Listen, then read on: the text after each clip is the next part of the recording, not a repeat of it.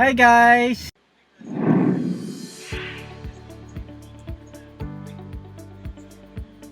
Nandito na naman tayo sa isang episode ng aking vlog, Jesse on Stage Vlog. Nagpapasalamat po ako sa lahat ng tumangkilik, nanood at sana natuto kayo dun sa first vlog ko, yung paano matuto kumanta, and natuwa ako at marami talaga nag-message, marami nag-like, and malapit na maging 1,000 subscribers yung channel natin. Thank you very much talaga. Ngayon, pag-uusapan natin paano lalong gumaling. So ngayong episode na to, tuturuan ko kayo or magbibigay ako ng mga tips sa inyo kung paano kayo gumaling kumanta. Okay, dahil marunong na kayong kumanta, natuto kayo dun sa una kong vlog. Ngayon naman, paano kayo gagaling? Okay? Paano ba gumagaling yung mga magagaling na singers natin? Una sa lahat, kailangan natin malaman na ang pagkanta ay galing sa throat. Okay? Sa vocal cords natin. And ang vocal cords natin, muscle yan. Tama? It's a muscle, so kailangan natin i-exercise kagaya ng muscles natin sa katawan, like sa arms natin, sa chest, paano sila lumakas. Ganon din si boses, kasi hindi gagaling ang pagkanta mo or lalakas yung buga ng boses mo kung yung muscles mo sa throat and sa diaphragm. Guys, diaphragm, ito yung nandito sa baba ng sa may lungs, sa baba ng chest. Okay, sa may ribs. Alam niyo yung ribs dito. Yung ribs dito, yan. Sa baba niyan is diaphragm. Okay. Si diaphragm, yun yung nagbibigay ng hangin, nagbibigay ng hangin sa boses natin.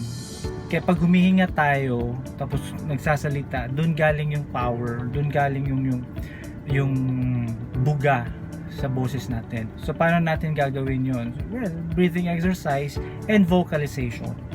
Magvo-vocalize ka. Paano ba yung vocalization? Ito yung mga tono, like yung la la la la la la la la la la la la la la.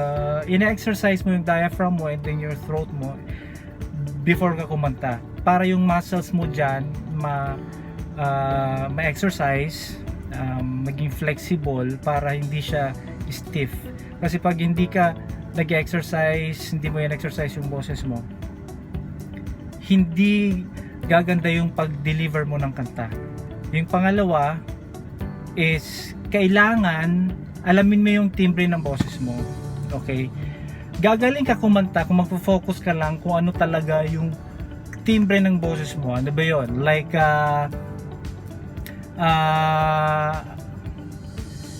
like pang pop ka ba? Pang classical? Or pang standard? Okay, pang rock? Yan. May mga kanya-kanyang boses kasi na nababagay lang sa mga ganong genre. Okay? So, paano mo malalaman yon? Okay. Tatandaan natin, guys, tatandaan natin na merong tatlong uri ng pagkanta. Okay? Tatlong styles ng pagkanta. First is yung diaphragming. Diaphragming is yung style na yan, yung mga ginagawa nila Pavarotti, ginagawa ni Andrea Bocelli, yung mga mga ganon. Yun yung mga sa classical music, yun yung diaphragming. Ano ibig sabihin nun? Galing yung boses mo dun sa diaphragm. Okay? Kaya gaya ng sinabi sa inyo kanina, yung diaphragm, kailangan i-exercise kasi doon galing yung buga. Next is yung throating. Throat. Okay? Kalimitan sa mga nagagamit ng throating na style is yung mga rockers. Basag ang throat nila. Like yung mga ganon. Mga birit na mga ganon. Yung mga parang masakit sa lalamunan, yung mga thrash metals, yung mga, diba, yung mga ganon, yung mga nagra-rap, throating yon. Usually or kalimitan mga rockers ang mga gumagamit ng ganong style. Next is yung nasal. Nasal naman, nasal singing is yung mga R&B singers. Yung parang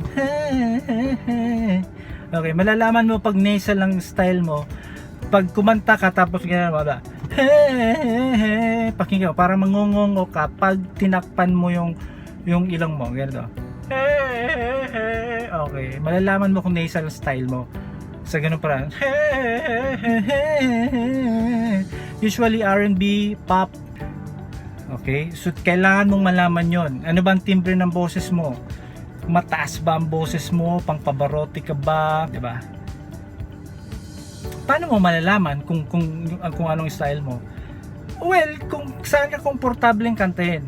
Like, if you listen to or nakikinig ka sa mga R&B music tapos nakakanta mo siyang walang hirap or mga rock, pag kumanta ka ng rock parang wow, parang dali lang for you, ibig sabihin yun ang timbre mo. Tapos yung mga diaphragming naman usually nasa choir. Okay, kailangan diaphragm ang choir. Okay, pag choir ka, diaphragming dapat ang ginagamit mo, hindi pwedeng pop na mag-throating ka na lang tapos mag-nasal. Usually diaphragming. Kaya very strict ang choir. Pag membro ka ng choir, very strict sila sa vocalization, sa exercise sa diaphragming. Yan, kung pop music naman na kinakanta mo, throating or nasal or combination ng lahat. But kung nagsisimula pa lang tayo kumanta, gusto mong gumaling, dun ka lang sa isang genre na alam mong dun bagay yung boses mo. Okay, maraming singers dyan. Okay, just to give you an example, Michael Bublé, pakantahin mo ng kanta ni Brian McKnight or ni Justin Timberlake, diba? Or ni Ed Sheeran, hindi bagay yun, diba? Gagawa niya ng style niya, ng boses niya, pero kung gagayan yung style ni Ed Sheeran, wala, hindi kakayanin, diba? Pangit ang kalalabasan nun. Try nyo. Okay, like ang boses nyo wala, mga pang ganun, mga pang operatics, kakanta ng R&B na mga hey, diba? One time kasi sumala ako sa isang contest sa awit ng tanghalan sa ABS-CBN, and yung coach ko during that time, pinapractice niya ako for ilang weeks. Sabi niya, Jesse, bawal kang kumanta ng mga pop songs, dapat concentrate ka muna sa ganitong genre, diaphragming ka muna, huwag ka muna magpa-pop kasi pag nag-pop ka mahihirapan ka. True enough, di ba? Pag kumanta ka ng pop tapos nag-style ka mga Pavarotti, hindi mo kakayanin. Mag-a-adjust yung boses mo kasi sabi ko nga kanina, yung boses natin it's muscle yan eh, di ba? Kung nasanay na siya sa ganung drill, sa ganung pagkanta, yun ang aabutin niya. Okay? So first is mag-vocalize or exercise yung diaphragm nyo and yung throat nyo, breathing exercise. And second, alamin nyo yung timbre ng boses mo nyo. Okay? Like ano ba ako? Pang Pavarotti ba ako? Like pang classical, pang R&B. Okay? Alamin nyo yun. Tapos third, practice. Makinig kayo sa mga idol nyo. Ano bang iniidolo nyo? R&B artist? Sino ba? Doon lang kayo mag-focus. Puro R&B. Kung puro pop, puro rock. Huwag kayo mag-shift na magra-rock tapos magpa-pop. Mahirapan. Hindi gaganda at gagaling ang boses nyo sa isang genre or kahit saan man. Sure yan. Sigurado yan. Okay? Focus on one style. Tapos doon kayo mag-practice. Okay? Alright, sana may natutunan kayo for today. Sorry, medyo natagalan yung sunod na vlog ko. And sa mga susunod ko pang vlogs, okay, abangan nyo kasi kung magaling na kayo, ano pa yung mga styles or para mas gumaling kayo, para mas gumanda yung pagkanta nyo. Ayan. Abangan nyo yung mga ibang vlogs pa. Okay? Tapos shout out sa mga nag-message. Okay. Thank you so much. Sa next vlog ko na papangalanan yung mga nag-vlog, please. And yung mga nag-message kasi kulang na sa time. Thank you so much. Sana may natutunan kayo. Okay. Please subscribe on my channel, Jesse on Stage.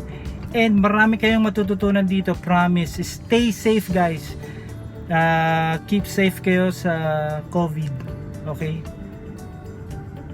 God bless. Thank you. Subscribe now.